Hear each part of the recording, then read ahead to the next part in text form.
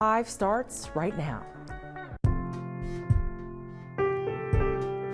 To all of Dylan's family and loved ones, your pain is our pain.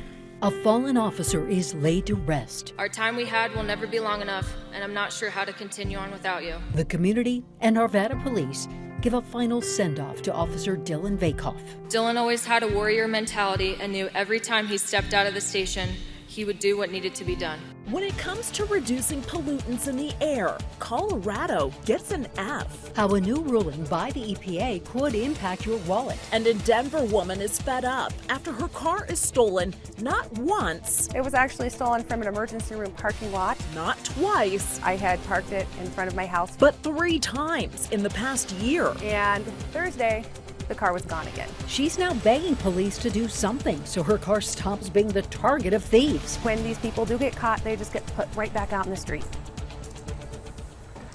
At just 27 years old, it is clear that Arvada officer Dylan Vakov had a huge impact on his community, his fellow officers, and his loved ones around him. Today, Officer Vakov received his final send-off from the community after being shot and killed less than a week ago.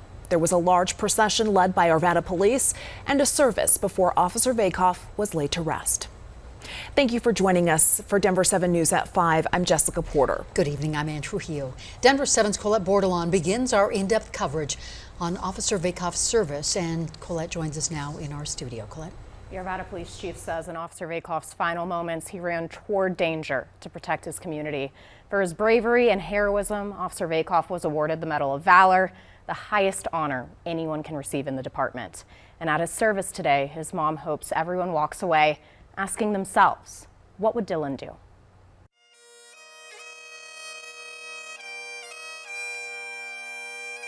Throughout a life built on service, You see, Dylan was living out the very thing that he was created to do. there was always dedication. Dylan treated every call as a priority. Dedication to a family. As a son, grandson, boyfriend, and friend, he had so much more love and laughter to give. To a community. It's Dylan that you would want to respond. And dedication to a profession until the very end. This is the final call for 4 Charlie 50. Officer Dylan Vakov, badge number 1927. Officer Dylan Vakov's end of watch, September 11th, 2022. And I know it's hard not to feel like he was at the wrong place at the wrong time. But I believe Dylan would tell you that he was exactly where he was supposed to be. And with every person who spoke about a life we can all look up to. A professional life with Dylan was not without plenty of laughter. There's no stopping the smiles that stepped up to the podium. Dylan was passionate about a lot of things, but the gym was at the top of the list. When Dylan and I first started dating, he warned me that he would not adjust his gym schedule for me. His girlfriend, a fellow officer in the department. Whenever we were out, he would always want to dance with me, even if there was no music. Those were the times he enjoyed most because all he cared about and all I cared about was that it was me and him. And in a letter written by Officer Vakov's mom. Well, Dylan, here we are. I received the call that since the day you were born, I was afraid to get. She now has her own dedication. So I will never quit. And I will always try to be the person you taught me to be. Because if Officer Vakov was anything, it was dedicated. Officer Vakov, you are clear for end of watch. Rest easy, Dylan. You and that smile will never be forgotten. A department, a family, and a community now dedicated to his memory. Earlier this week, I talked with the Colorado Fallen Hero Foundation, a nonprofit organization that planned the service today. They set up a donation site for Officer Vakov, and all of that money that they continue to collect for just under the next month will be going to Officer Vakov's family. Clearly, he was very well loved. What an amazing individual. Such a sweet smile. Yeah, definitely. Thank you, Colette. It was beautiful.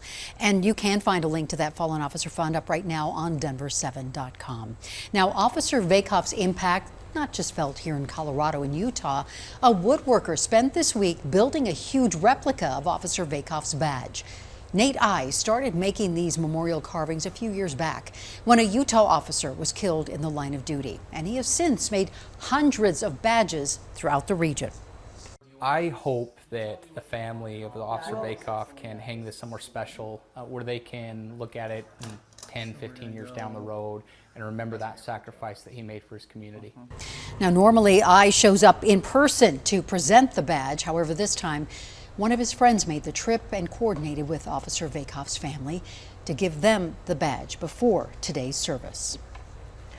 Stricter air quality regulations are coming to Colorado. Today, the Environmental Protection Agency announced it has reclassified Denver and Colorado's Northern Front Range as severe violators of air quality standards. The move will push more regulations on businesses and consumers and to try to get our air quality pollution levels down. This will likely lead to higher gas prices, especially during the summer months. Tonight, we want to bring in Chief Meteorologist Mike Nelson to give us some more context to this new EPA ruling. So, Mike, this all has to do with our ozone levels?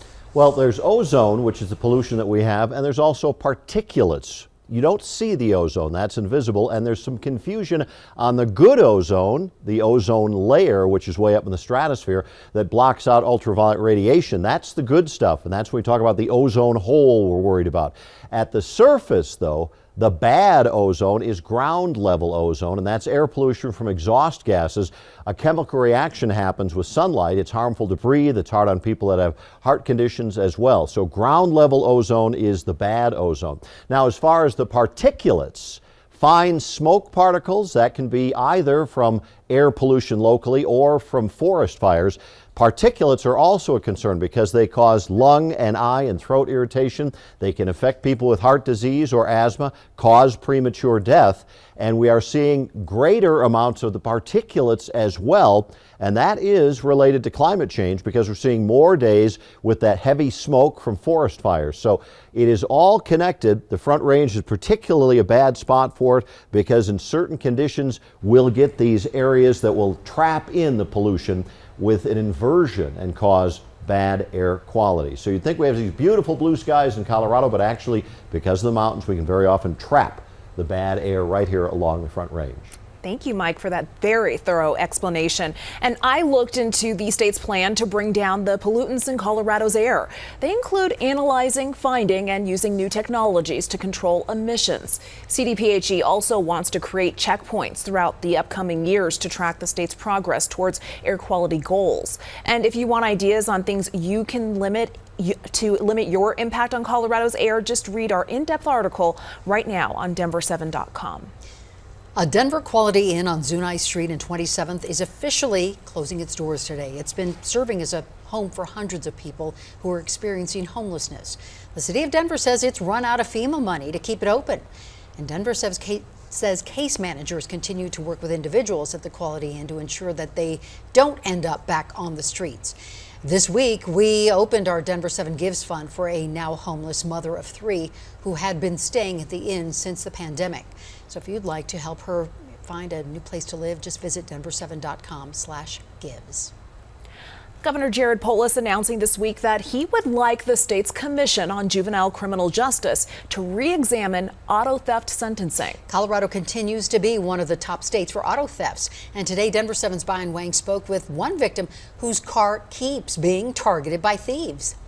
My car has been stolen 3 times in the last 6 months. 6 months of convincing her car insurance agent this isn't a joke. No, I wish it was. Before one insurance claim can even be processed, another one is opened. Molly Brand says it all started April 5th at UC Health. The first time, it was actually stolen from an emergency room parking lot. The second time was just August 13th. I had parked it in front of my house for just one night. And just like that, it was gone the next morning. And they found it 10 days later in LA. Finally, on Tuesday, her 2017 Hyundai Tucson was returned back to her home near East Colfax in Syracuse. Nearly no body damage, a huge relief, but some work was needed. The battery was dead, the ignition was punched out, the locks were punched out. Before any calls for service can be made, Thursday, the car was gone again.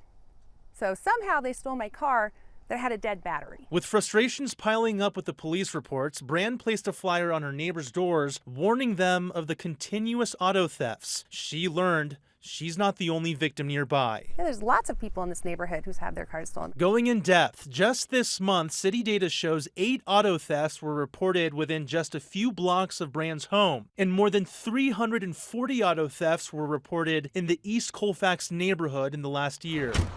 I have a car theft then I have to put it every night in order to keep my vehicle safe. Christina Malaya lives right across the street from Brand. My vehicle got stolen not long ago from in the front of the house. And that isn't the only thing in common for some residents in this neighborhood. They agree something needs to be done. We need harsher penalties. I mean, why wouldn't you go steal a car if you could and nothing would happen to you? You know, if you don't have the moral compass to not do it, there's no reason not to. Bayan Wang, Denver 7. The key thing is to know is that Hispanic enrollment is going up. More grant funding to help recruit and support Latino students. We're checking in with CU Denver, going deeper on how a special designation is helping the university and its students. What made me choose University of Colorado Denver was the diversity that we have here. And tired of noisy cars? One Colorado city is testing out a system that would ticket drivers if their car is too loud. They can review the data, look at the noise level, look at the video, and they can look at, what's happened and work out if they consider that to be a violation or not.